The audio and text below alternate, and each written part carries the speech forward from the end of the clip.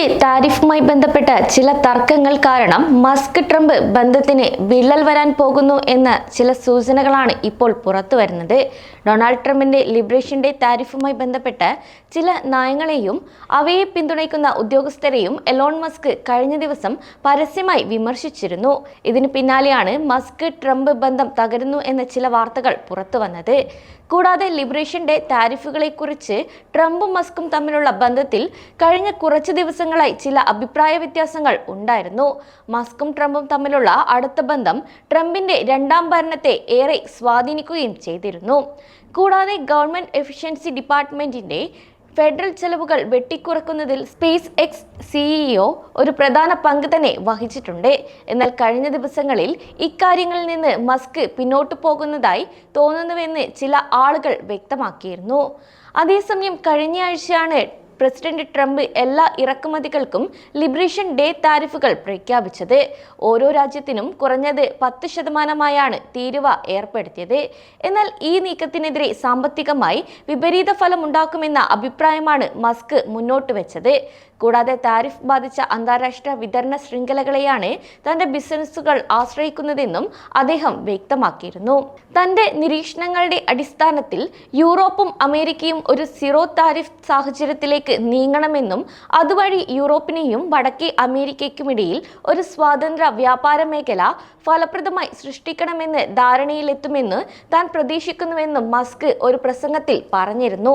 തുടർന്ന് അടുത്ത ദിവസം തന്നെ അന്തരിച്ച സാമ്പത്തിക ശാസ്ത്രജ്ഞൻ മിൽട്ടൺ ഫ്രീഡ്മാൻ അന്താരാഷ്ട്ര വിതരണ ശൃംഖലകളുടെയും സ്വാതന്ത്ര്യ വ്യാപാരത്തിന്റെ മൂല്യത്തെക്കുറിച്ച് ചർച്ച ചെയ്യുന്ന ഒരു വീഡിയോയും മസ്ക് എക്സിൽ പങ്കുവച്ചു. അതിൽ താരിഫുകൾ നമ്മുടെ വിഭവങ്ങൾ പാഴാക്കുന്ന ഒരു സംവിധാനമാണെന്നും ഉപഭോക്താക്കളുടെ മേൽ ഭാരം ചുമത്തുന്നുണ്ടെന്നുമാണ് ഫ്രീഡ്മാൻ പറയുന്നത്. അതുകൊണ്ട് തന്നെ ഇത് ട്രംപിന്റെ നിലപാടിനോടും സമീപകാല നയങ്ങൾക്കുമെതിരെയുള്ള ഒരു പരിഹാസമെന്നാണ് പലരും ഇതിനെ പറയുന്നത്. അതേസമയം മസ്കിന്റെ സ്വാതന്ത്ര്യ വ്യാപാരം ആഗ്രഹിക്കുന്ന യൂറോപ്പിലെ താരിഫ് നയത്തെക്കുറിച്ച് ട്രംപ് നേരത്തെ ന്യായീകരിച്ചിരുന്നു. യൂറോപ്യൻ യൂണിയൻ ഞങ്ങളോട് വളരെ മോശമായി പെരുമാറിയെന്നും കാറുകൾ, കാർഷിക ഉൽപ്പന്നങ്ങൾ എന്നിവ എടുക്കുന്നില്ലെന്നും എന്നാൽ അവർ പ്രതിവർഷം ദശലക്ഷക്കണക്കിന് ബെൻസ്, ഫോക്സ്വാഗൺ, BMW തുടങ്ങിയ കാറുകൾ US-ലേക്ക് അയക്കുന്നതായും ട്രംപ് വ്യക്തമാക്കി. കൂടാതെ യൂറോപ്യൻ യൂണിയനുമായി US-ന് $350 ബില്യൺ കമ്മിയുണ്ടെന്നും അത് വേഗത്തിൽ തന്നെ അപ്രതീക്ഷിതമാക്കുമെന്ന് എളുപ്പത്തിലും വേഗത്തിലും അപ്രതീക്ഷിതമാക്കുന്ന ഒരു മാർഗം അവർക്ക് നമ്മുടെ ഊർജം ആവശ്യമുള്ളതിനാൽ US-ൽ നിന്ന് വാങ്ങേണ്ടി വരുമെന്നും ട്രംപ് കൂട്ടിച്ചേർത്തു. കൂടാതെ എതിർപ്പുകൾക്കിടയിലും തന്റെ താരിഫ് നയം നിലനിൽക്കുമെന്ന് ട്രംപ് ആവർത്തിക്കുകയും ചെയ്തിരുന്നു. എന്നാൽ മസ്ക് തന്റെ ഡോഗ് റോളിൽ നിന്ന് പുറത്തു പോകാനുള്ള സാധ്യതയെക്കുറിച്ച് വൈറ്റ് ഹൗസ് ഇതുവരെ വ്യക്തമാക്കിയിട്ടില്ല. അതേസമയം മസ്കിന് ഇപ്പോൾ പ്രസിഡന്റിന്റെ ജനപ്രീതി കുറയുമോ സ്വാധീനം കുറയുമോ എന്ന ചില ചർച്ചകളും ഇപ്പോൾ നടക്കുന്നുണ്ട്. ട്രംപിന്റെ മുൻ മുഖ്യ തന്ത്രജ്ഞനും മസ്കിന്റെ കടുത്ത ആരാധകനുമായ സ്റ്റീവ് ബാനൻ തന്റെ തോൽവിക്ക് ശേഷം ഇതൊരു ഉണർവ് വിളി മാത്രമാണ് എന്ന് പറഞ്ഞിരുന്നു. അതുകൊണ്ട് തന്നെ തോൽക്കാൻ ഇഷ്ടമില്ലാത്ത ട്രംപിനെ മസ്കിന്റെ പിന്തുണയുടെ ഭാഗമായി തലവേദനയും അപമാനവും കൊണ്ട് മടുത്തു എന്നായിരുന്നു വാഷിംഗ്ടണിലെ പൊതുവെയുള്ള സംസാരം. ആയതിനാൽ തന്നെ മസ്ക് രാജിവെക്കുകയാണെന്ന് പ്രസിഡന്റ് തന്റെ മന്ത്രിസഭയിലെ അംഗങ്ങളോട് പറഞ്ഞതായി പൊളിറ്റിക്കോയും റിപ്പോർട്ട് ചെയ്തിട്ടുണ്ട്.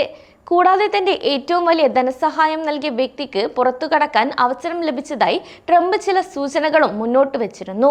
തന്റെ ബിസിനസ്സിലേക്ക് മുഴുവൻ സമയവും മടങ്ങാൻ മസ്ക് ആഗ്രഹിക്കുന്നുവെന്നും ഒരു പ്രത്യേക സർക്കാർ ജീവനക്കാരൻ എന്ന നിലയിൽ മസ്കിന്റെ പങ്ക് സാങ്കേതികമായി താൽക്കാലികമാണെന്നും അതുകൊണ്ട് തന്നെ നിയമപ്രകാരം ഒരു വർഷത്തിൽ 130 ദിവസം മാത്രമേ നീണ്ടു നിൽക്കൂ എന്നുമാണ് ട്രംപ് വ്യക്തമാക്കിയത്.